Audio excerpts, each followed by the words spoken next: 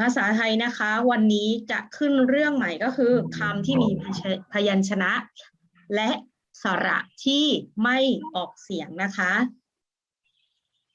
คำที่มีพยัญชนะและสระที่ไม่ออกเสียงนะคะก่อนอื่นทบทวนหน้านี้เลยเปิดหน้าที่11ค่ะเปิดหน้าที่11ในเล่มนี้ก่อนนะคะเล่มแบบฝึกเสริมทักษะภาษาไทยเปิดหน้าที่11คำแรกสังอะไรดีสังสรรค์สังสรรค์เป็นรอหันนะคะ แล้วมีอะไรกะลันใครจำได้คอควายกะลันคอควายการันสุอะไรดีสุอะไรดีสุวรรณสุวรรณก็ได้สุอะไรได้อีกสุพรรณบุรีสุพรรณนะครับ ต่อมาคำนี้ล่ะไม่เฉลยนะ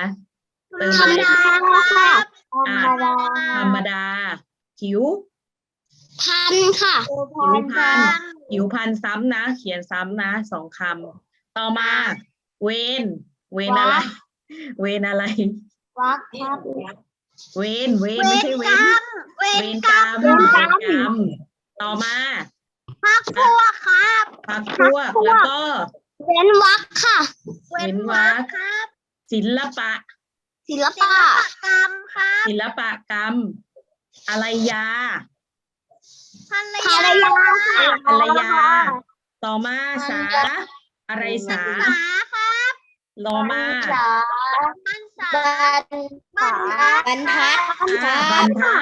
แล้วก็ธรธรรมชาติบรรจุของแล้วก็พันครับสรรพสินค้าสรรพสินค้านะคะเฉลยแล้วเขียนมาด้วยการบ้านทบทวน1 หน้าทำไมมันมีผิวพันธุ์2 ข้อคะครูคะมันมีผิวพันธุ์2 ข้อก็ผิดก็เขียนเหมือนกันเมื่อกี้บอกไปแล้วให้เขียนเหมือนกันนะคะก่อนเลยค่ะศิลปะอะไรนะคะศิลปกรรมกันเลยศิลปกรรมตอนเมื่อกี้หนูยังไม่ทันหยิบหนังสือมาเลยค่ะ มีสังสรรค์สุวรรณหรือสุพรรณกรรไกรธรรมดาผิวพรรณพรรคพวกเวรกรรมเว้นวรรคศิลปกรรมพรรษาหรือหันษาภรรยาบรรทัดธรรมชาติบรรจุของผิวพรรณสรรพสินค้านะคะให้เวลา2 นาทีไม่ทันหนูเสร็จแล้วข้อที่3ค่ะข้อ3ข้อ3คืออะไรอันนี้ใช่ไหมค่ะสุพรรณพอหนูเสร็จแล้วเงียบค่ะรอก่อนเดี๋ยวจะรอตรวจนะคะว่าเขียนถูกหรือเปล่าข้อ4ด้วยค่ะไม่ทันข้อ4นี่เหรอเวรกรรมโอ้ครับไม่ใช่ค่ะข้อต่อจากสุพรรณอันนี้เหรอจากต่อจากสุพรรณธรรมดาหรือบรรดาก็ได้ข้างบนธรรมดาก็ได้บรรดาก็ได้คำอะไรก็ได้ที่เป็นรอหันแล้วมีความหมายอะค่ะ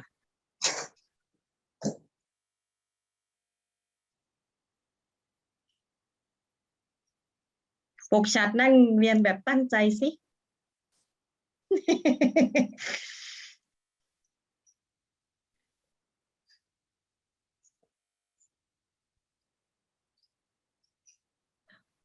ให้เวลาเขียนเลย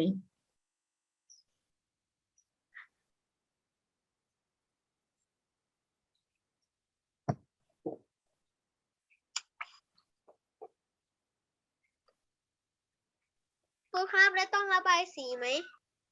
ระบายก็ได้ไม่ระบายใครไม่อยากระบายก็ไม่ต้องระบายเพราะว่าเดี๋ยวไปบังคับก็มาแบบไม่สวย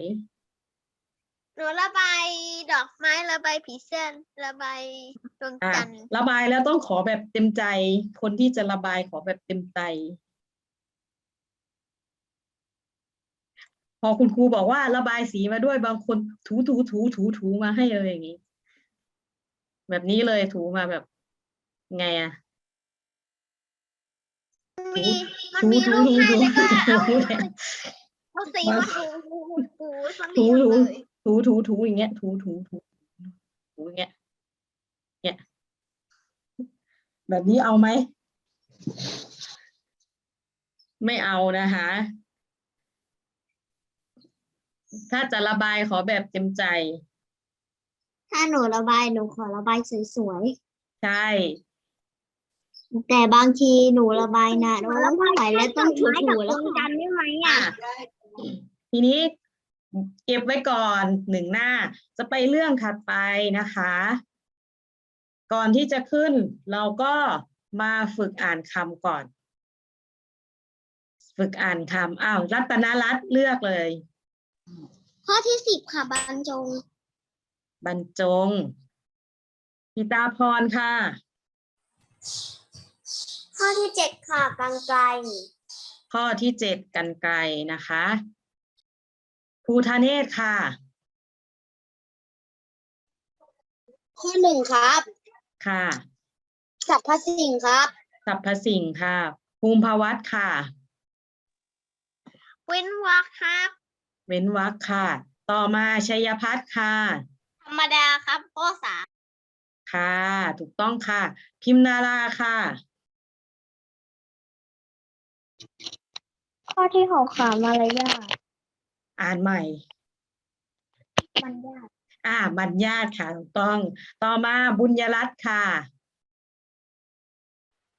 ภรรยา ภรรยานะคะ ถูกต้องบูรพาค่ะ ข้อที่9ครับบรรพชา ค่ะ พรธนิตค่ะ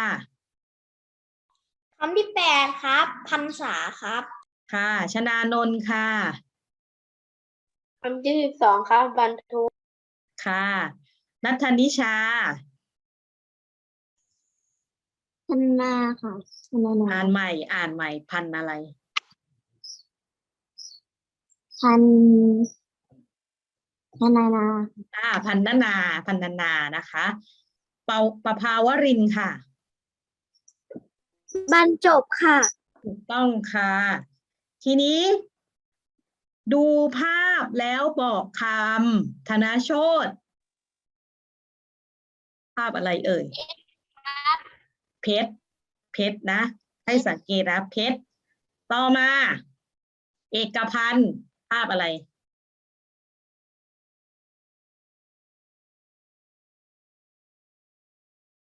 ใครรู้ภูทะเนศรู้ไหม บัตรประชาชน บัตร ครับบัตรประชาชน บัตรนะคะ บัตรนะ ต่อมาภูทะเนศรู้ไหม ลูกเสือครับ ยังไม่ใช่ เนตรนารี เนตรนารีนะคะ ต่อมาอิตาพรคืออะไรเอ่ย ใครรู้อันนี้ บินบาทครับ บาทครับ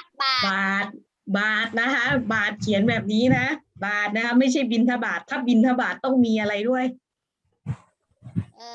มีพระด้วยนะ พระด้วยค่ะ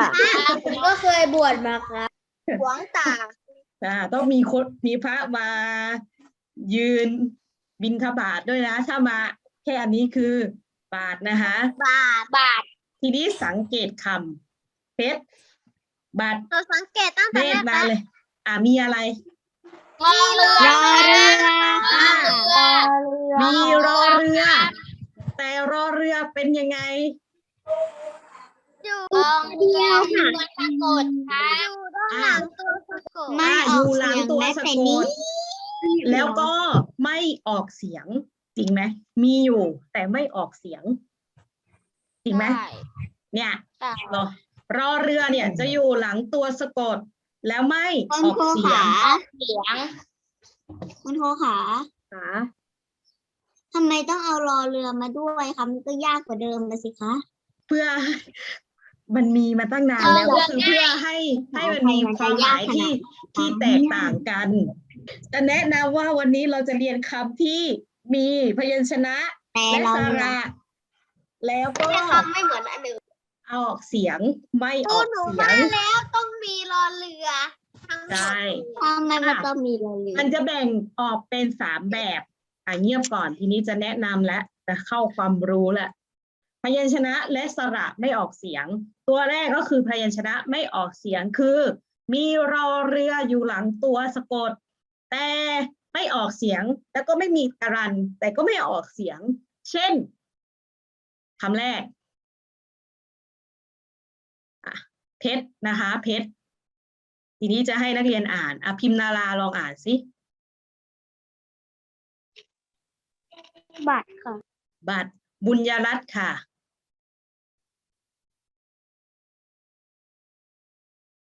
ไม่ออกเสียงรอเรือ เนตรค่ะ เนตรนัทธนิชาค่ะ บาทค่ะ บาทนะคะ เนตรนะคะ เนตรนี่คือมีความหมายว่า ดวงตา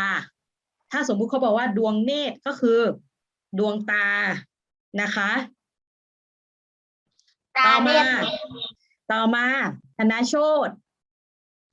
สมัครครับ สมัครเห็นไหมสมัคร ต่อมาชนานนท์อ่านได้หรือเปล่า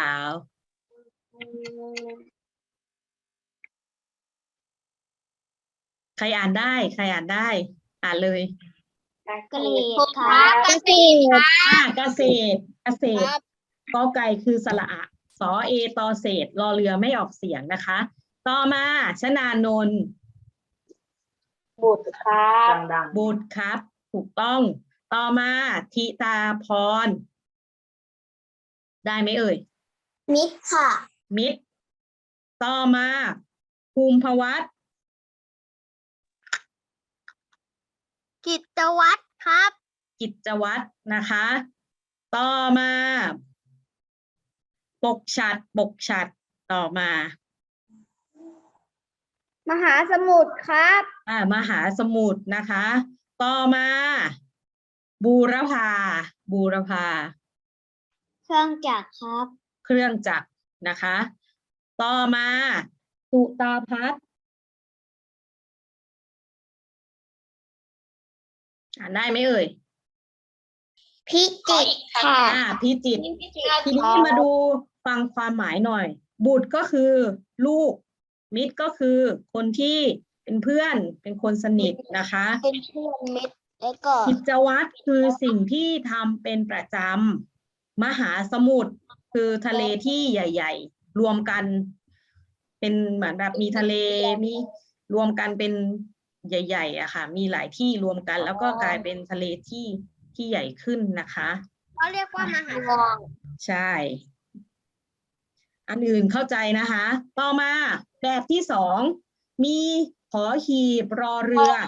อยู่กลางคำไม่มีไม้ทันตคาตแต่ก็ไม่ออกเสียง เช่น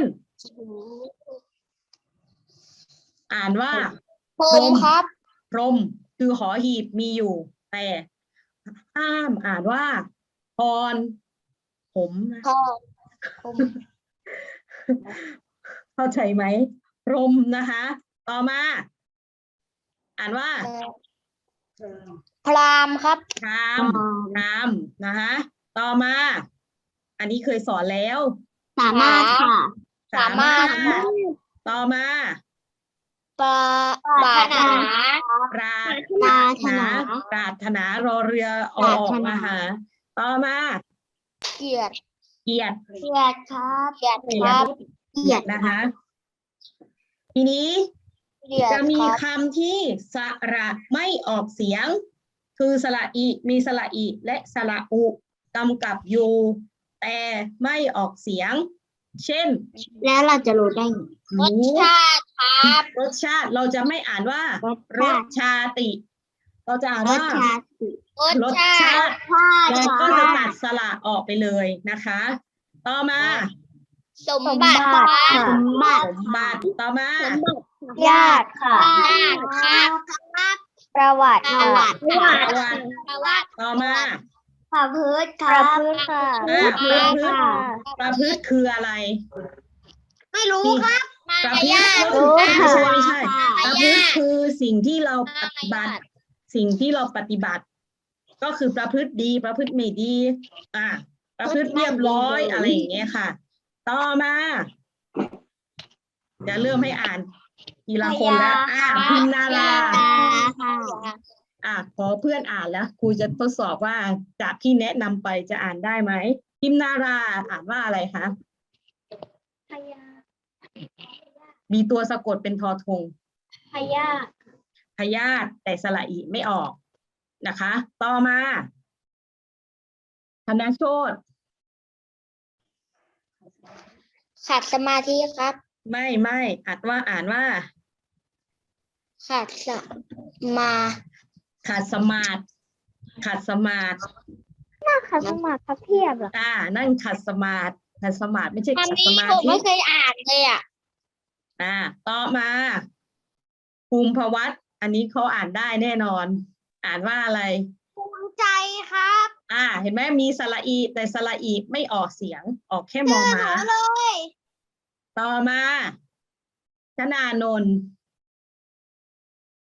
ยาธาตุครับอันนี้ครูหมูสอนแล้วนะคะ ยาธาตุนะคะ ใช่ไหมต่อมานัทนิชาลองสิสาเหตุค่ะสาเหตุถูกต้องไม่ต้องอ่านว่าสาเหตุสาเหตุนะคะต่อมาปกฉัตรเมนครับเมนรู้จักเมนไหมคะไม่เมนคือเป็นเผาศพที่สถานที่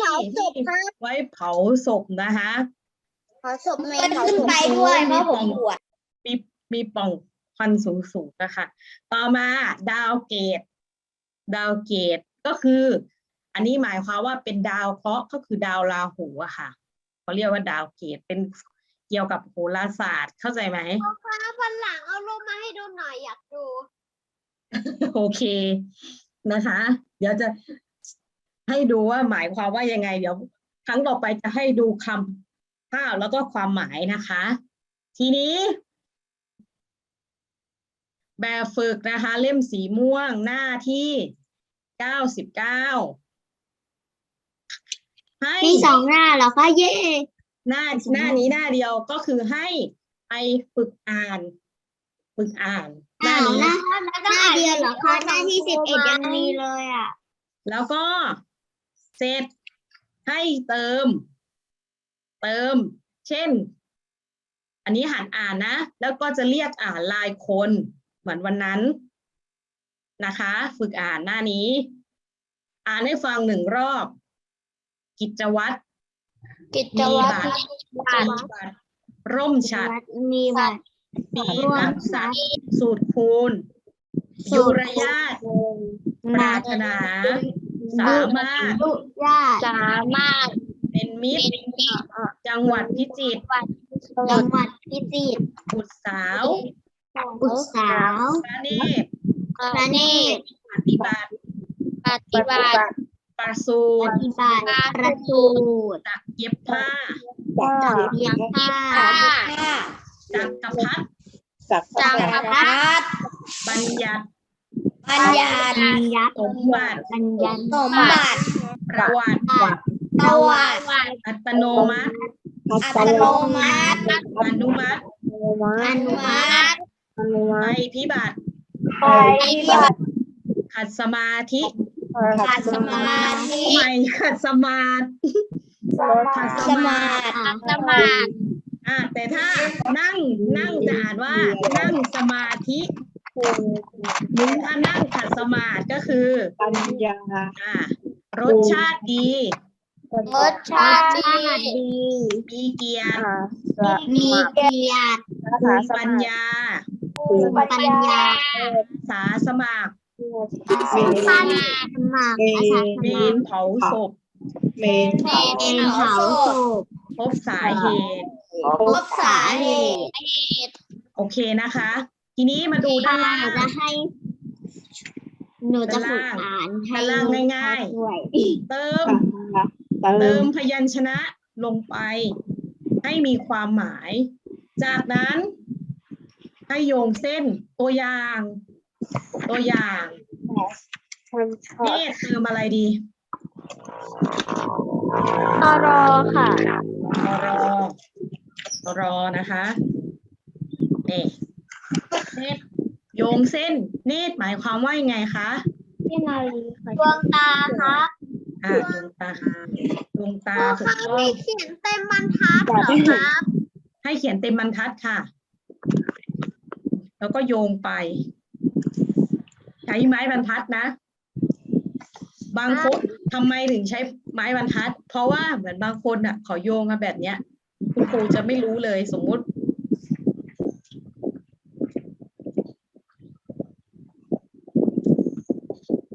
อะไร แล้วครูก็ไม่รู้ว่า เส้นไหนไปเส้นไหน เข้าใจไหม ครูก็ไม่รู้ว่าเส้นไหนเป็นเส้นไหนแล้วโอ้โหครูงงคราวนี้ครูงงเอา เข้าใจไหม ขอร้อง ใช้ไม้บรรทัด หนาอะไรก็ปฏิบัติธรรมตามหรือเปล่า อ่ะ ก็รู้ มีคนถามว่าตัวเต็มบรรทัดใช่ไหมทำให้ตัวใหญ่ขึ้น เจอเป็น ขอเฉลยมหาสมุทรได้ไหมคะ มหาสมุทร มหาสมุทรแปลว่าอะไรคะ ทะเลขนาดใหญ่ค ทะเล รับ ขนาดใหญ่เลยอะค่ะ